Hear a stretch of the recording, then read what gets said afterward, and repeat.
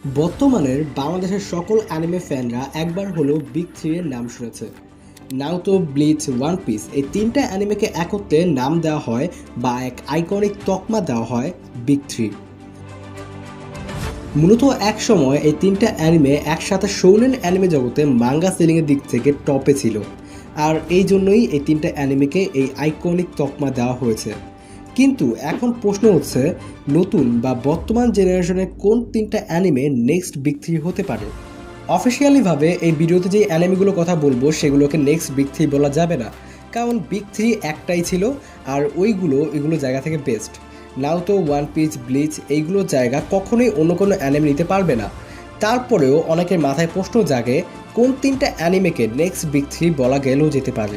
তো এরকমই তিনটা অ্যানিমে নিয়ে কথা হলো আমাদের আজকের ভিডিওতে। আর হ্যাঁ, সবার চয়েস কিন্তু এক না। আমি যে তিনটে অ্যানিমের নাম বলবো তা তোমাদের বলা তিনটে অ্যানিমের সাথে নাও মিলতে পারে।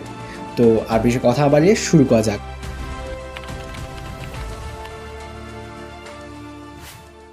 সবার প্রথমেই রয়েছে হান্টার এক্স হান্টার, যেটা পুরোই মাস্টারপিস একটা শোনেন অ্যানিমে। এর স্টোরি শুধু অ্যাডভেঞ্চার না, বরং ডার্ক থিম আর কমপ্লেক্স ক্যারেক্টার ডেভেলপমেন্টে ভরা।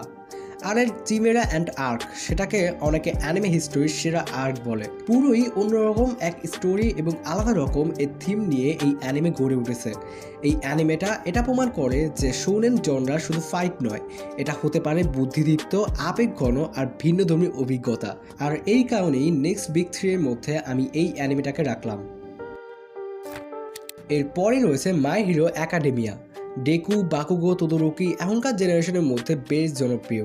এই অ্যানিমের পুরো কনসেপ্টটা সুপার হিরো ভিত্তিক, যা তোমাকে অনেকটা মার্ভেল ডিসির ফিল দেবে। এই অ্যানিমের অ্যানিমেশন, স্টোরি লাইন আর ভিলেন হিরো কনসেপ্ট সব মিলিয়ে নতুন জেনারেশনের অ্যানিমে ফ্যানদের কাছে এটা অনেক বেশি জনপ্রিয়। এখন পর্যন্ত এর মোট 7টা সিজন এবং 159টা এপিসোড বের হয়েছে, যার প্রত্যেকটি এপিসোড ফ্যানদের নিয়ে গিয়েছে একেবারে অন্য দুনিয়ায়। আর এটাই কারণ বর্তমানে মাই হিরো একাডেমিয়াকে অনেকে নেক্সট বিগ থ্রি এর লিস্টে রাখছে।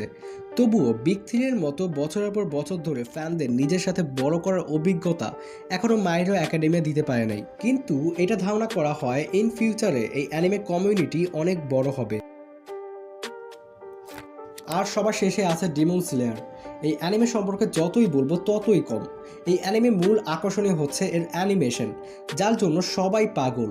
এই অ্যানিমে স্টোরি আগায় তানজিও নামে একটি ছেলেকে কেন্দ্র করে, যে তার বোনকে প্রোটেক্ট করতে গিয়ে হয়ে ওঠে দক্ষ একজন ডেমন স্লেয়ার। সারা বিশ্বে এই অ্যানিমের জনপ্রিয়তা অনেক বেশি হলেও এর স্টোরি নারুতো, ওয়ান পিসের মতো অত একা লম্বা না। তারপরেও এটি প্রমাণ করে কম এপিসোড দিয়েও অনেক বড় ফ্যানবেস তৈরি করা যায়। আর কিছুদিন আগে তো এর ইনফিনিটি ক্যাসেল আর্কের একটা মুভিও এসেছে, যা সকল রেকর্ড ভেঙে দিচ্ছে।